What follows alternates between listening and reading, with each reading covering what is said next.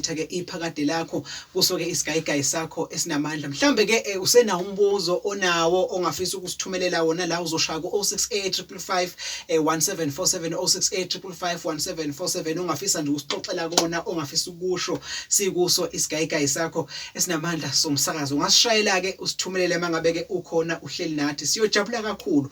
sikhona la sisonke njengamanje ke sisabuya ke naye ke upart 2 la njengamanje ke sizothola ke isinkwa nje sezwi esinalo isikhathi sethu ke sikhomba khona ukuthi seselimzuzu eyishumi ngaphansi kubumbana ihora lesishaka lolunye kusoke isigayigayi sakho siyabonga siyabonga ngiphinde ngibingelele macengwane ngibingelele nabalaleli egameni lika Jesu yes isikhathi ke sesihambile ngizocela nje ukushaya ngisheshise kulezwi engicela ukulishiya nabalaleli lapha encwadini yabaseKorinte abokuqala uchapter 3 sifunde lapha kuverse 11 elithi ngokuba akekho ongabeka esinye isisekelo kuphela leso esibekiweyo esinguJesu uKristu a foundation kepha uma umuntu akha phezulu kwaleso sisekelo ngegolide nesiliva namatshe enani nemithi notshani nenhlanga umsebenzi walowo nalowo uyakuvela obala ngokuba usuku liyakudalulwa lokhu kwambulwa ngomlilo nokuthi umsebenzi walowo nalowo unjani umlilo uqobo uyakuvivinya lokho ngithanda ke ukushiya abalaleli nalelizwi elisenhlizweni yami uma ethi umpostoli Paul ebandleni labaseKorinte akekho omunye umuntu ongabeka esinye isisekelo kuphela lesi sibeke uKristu Jesu uJesu uyifoundation yakho konke uma ulifunda lelizwi liyaveza nokuthi ke kanti ke nokuhlakanipha kwezwe kuyaphela nokwakulesi sikhathi futhi esiphila kuso ukuhlakanipha kwabantu kukhona kodwa yonke into ihamba iphelelwe ukuqonda nokuhlakanipha kodwa uJesu eyakhe indlela ijulile wenza ukuthi izinto thina esiyibuka ngoba ulizwa nje lelizwi lithi ungakha ngezinto eziphathekayo phekwa lesisekelo kodwa kahle lesi sisekelo asidinga izinto eziphathekayo sidinga umuntu owakhiwe uKristu ngoba yena uKristu njoba eyidwala eyinqaba uyitshe legumbi uyinto nje enqatshwe ngabantu kodwa ke ekugcineni yena uba isisekelo sezinto zonke nakulesi sikhathi esiphila kuso ngiyafisa ukuthi ke sikubheke lokhu ukuthi noma ubonazo ezinye izisekelo wakhe phekwazo kodwa okuyibuza ukuthi zimile yini kuze kube namanje zintengantenge kwaze kwabani kodwa isisekelo soKristu Jesu ngiyakuqinisekisa ukuthi mawakha phekwaso wakha ngeqiniso futhi ke sona ngisithanda ngoba ufike wakhe phekwaso naso futhi sakhe wena ukuze wena ukwazi ukuhlala phekwaso wakhiwe yiso ukuze kungabibikho into ekuzamazamisayo ziningi izinto ezizamazamisa abantu kulesi sikhathi esiphila kuso macengwane ukuswela nje kwenza ukuthi abantu bazamazame ukugula abantu bayazamazama kodwa uKristu Jesu uyisisekelo sezinto zonke sengisika nje elijikayo ngokusebenza ke mina ngisebenza ngazo ezempilo kodwa amandla kaJesu ngiyawazi esebenza nami eyisebenza impilo yami ezinye izinto ngiunderstand ukuthi ngokufunda kwami lezi zinto zisebenza kanje kodwa uma sekufika uJesu Kristu waseNazaretha enze ngendlela yakhe usebenza imfihlakalo kusebenza into oyibuzayo ukuthi kwenzeka kanjani kwenzeke kanjani ukuthi mina empilweni yami ngiyahleka njengoba ngikhuluma nani balaleli izwe ngikhuluma ngalo nani namhlanje ngilibole kwa uJesu for the second time ngingake ngaba umuntu nje onenkinga yokungakhona ukuthi mangikhuluma ngikhipha izwi kahle kodwa odokotela bekhona kwaqala nje kwangathi nginamathansela ngikhuluma ngesisekelo soJesu yes nginakho konke ngalezo ikhathi ngangine medical aid nginayo yonke into nami ngigijime ezisekelweni zami ezibambekayo inamandla futhi phela ngisebenza kahle ngine class elithile nje futhi le medical aid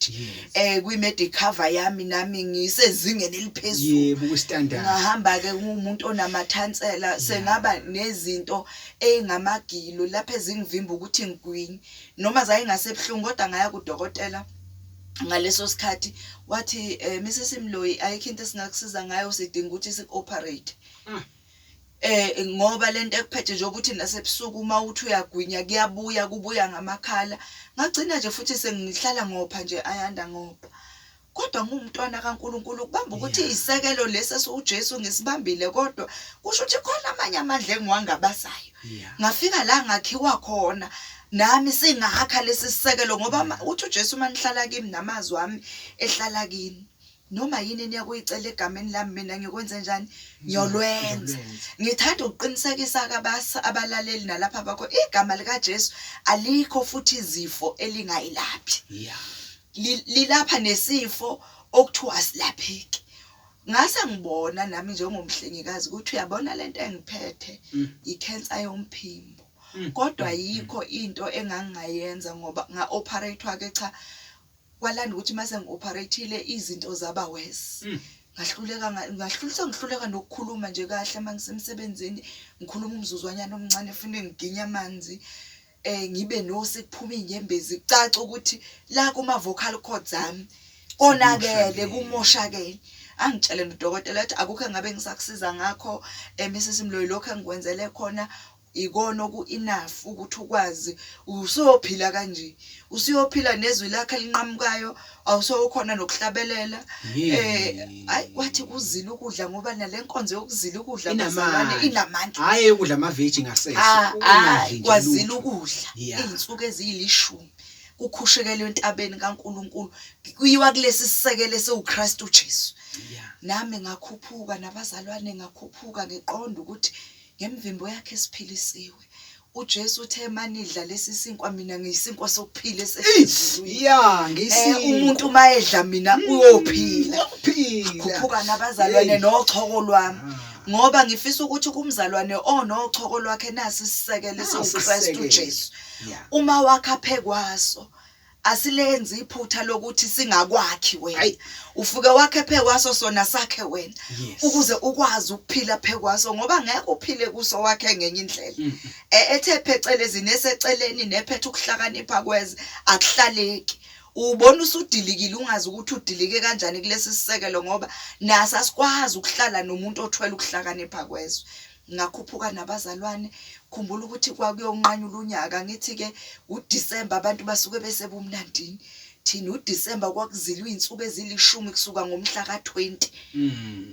kuziliwe ngakhuphuka kanti ngalelo la uNkulunkulu uyongipha iphimbelisha ngacela ngathi inkosi ngicela ungenze itransplant ngihlale ngizwa kuthiwa wena Jesu ayikho into ekwahlulayo ngakhuphuka macingwane ngalelo langa ngizange ngicele lutho ngafike ngathi inkosi ngiyabonga ngakhamisa ngathi inkosi ngibonga ukuthi ungipha umphimbo omusha ungipha iphimbelisha ngathi mangidilika amacingwane ngeza ukuthi khona into eyenzekile lapha ekuphileni kwami ngesonto lalilandela lelo enkonzweni phela mina umyeni wami uyashumayela uhamba naye ngena imizi ethandazela abagulayo ayathi mayihamba nami abe nenkinga ukuthi uhamba nomuntu ongakwazi ukuhlabelela ngoba ngizothi ngiqali umhlabelelo nje ngivele ngikhwahlele ngibona ngimdalela inkinga ayihlabelelele ayishumayelele mina ngizoqhamuka nje sengifakaza ayihlabelele yena uyahlabelela yena ayihlabelelele azenzele konke ngoba manje uyazi ukuthi kunenkinga wamangala naye ngesonto kwakhona ethi hamba yoba uMC ngathi hawu kodwa ngizoba uMC kanjani phela uma uMC uyahlabelela ngezwe mangihlabelela ngezwe ukuthi ngigcwele amandla ngezwe ukuthi uyabona manje leli iphimbo akusilo lele benginalo leli ngilinikezwe nje ezulwini leli futhi seliyabhesa vele nginalizwe lisikhosho kodwa ngiyalizwa ukuthi uyabona leli loqubula indumiso ayingezwe ukuthi uyabona ngihlangane namandla ngizothi nje kubalaleli nizothi kubantwana bakaNkuluNkulu abahlangene nalamandla bangadedi bangasuswa izimo futhi bangayekethisi ivangeli balixegise linamandla nakulezi ikhathi esiphila kuzo ayikho into uJesu emehlulayo nento angeke asenzele yona ngiyabonga